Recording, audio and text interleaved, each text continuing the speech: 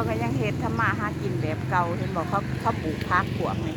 ตะกี้มันใหญ่ใหญ่หอดพูนวันนี้เขามาป เกิด ลู มาก อยู่ใส่นี่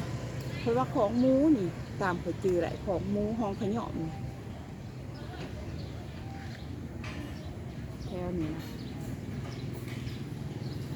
นั่นเด็มันเป็นยังเหือนเก่าให้หมอนี่เหือนน้องนะผมก็ยานี่เฮาไปตีไก่นะมันยาแล้วมันเป็นหัวนะแต่เฮายังหน่อยนะตอนยังหน่อยเห็นบอก อันนี้อยู่แถวใดนี่อยู่แถวทางของหมูนี่แหละนี่เขาบอกโต๊ะเนี่ยโต๊ะกระถิ่น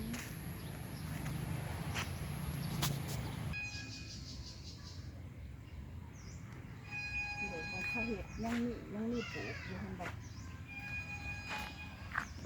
นี่จะกระบอกที่เดี๋ยวแม่นหอดเดี๋ยววันนี้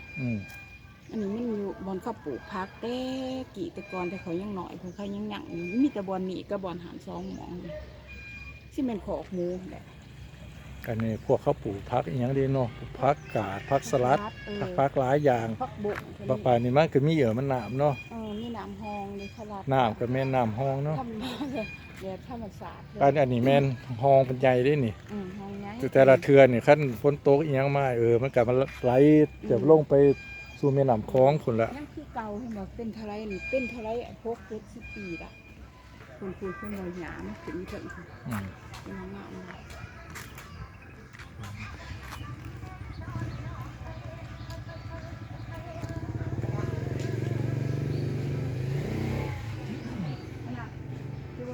เพื่อนเก่าๆให้เราอันนี้แม่นยังบันทงต้องกระซัดแล้วป่ะจะมันอยู่คุมบานทงคุมทง